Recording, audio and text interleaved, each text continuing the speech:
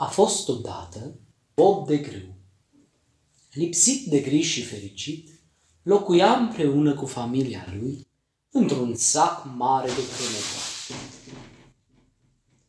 Sacul, la rândul lui, stătuse toată iarna în camara unui țăran harnic.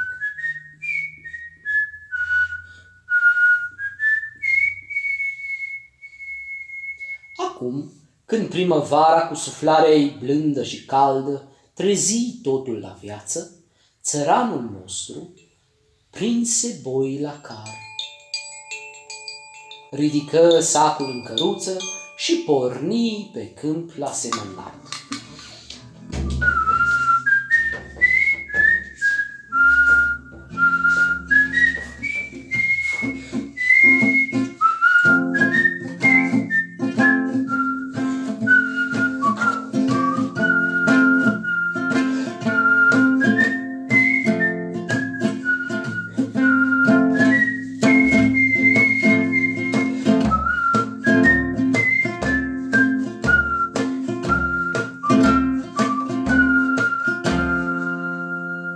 Bobul nostru fu trezit de hurducăturul carului tras de boi ce se apropia de tarlaua proaspăt arată.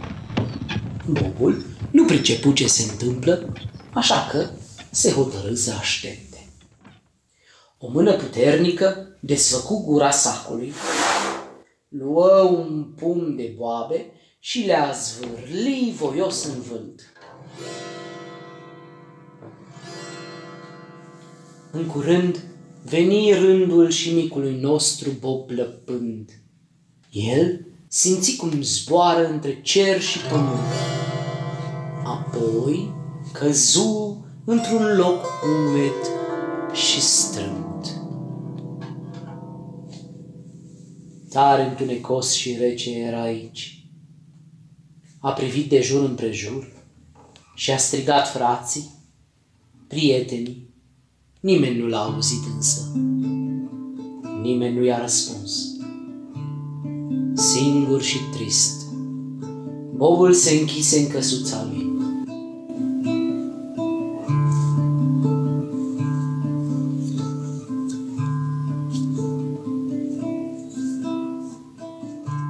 Un spin vânăt se apropie de Bob. În pământ ai ajuns, în pământ vei muri.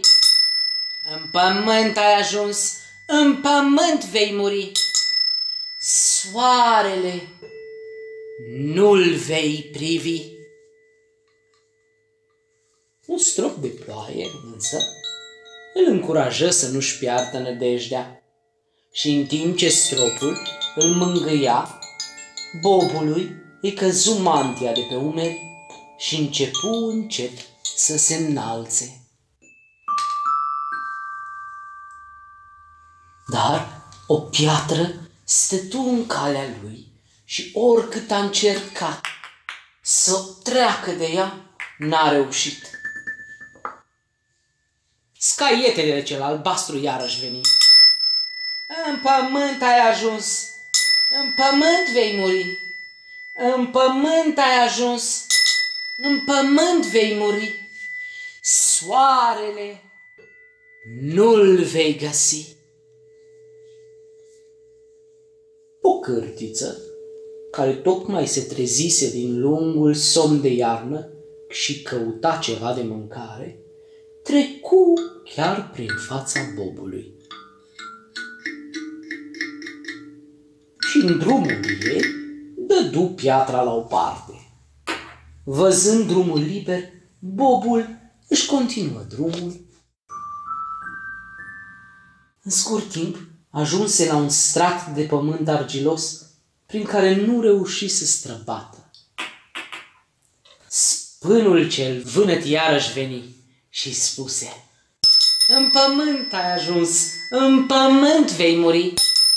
În pământ ai ajuns, în pământ vei muri. Soarele nu-l vei privi. Bobul de grâu stătea descurajat. Să se întoarcă nu era chip. Să meargă mai departe nu avea putere.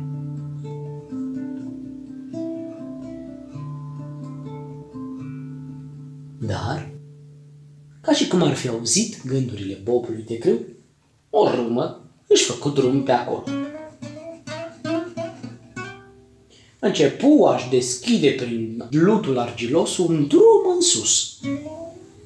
Urcă sârguincios, până când ajunse sus de tot.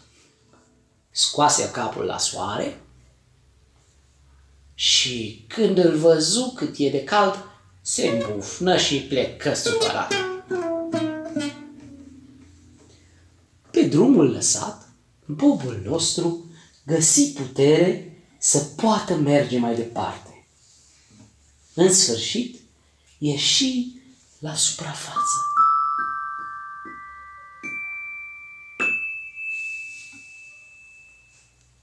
Deodată, Sfântul Soare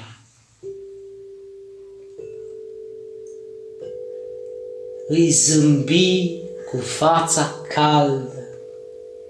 Bobul de grâu, radiind de bucurie, își deschise brațele către cer. Deodată văzu în jurul lui pe frații și pe surorile sale, prietenii pe care de atâta timp îi rătăcise. Aceștia, împreună cu el, purtau acum haină nouă, haina sfântă a învierii.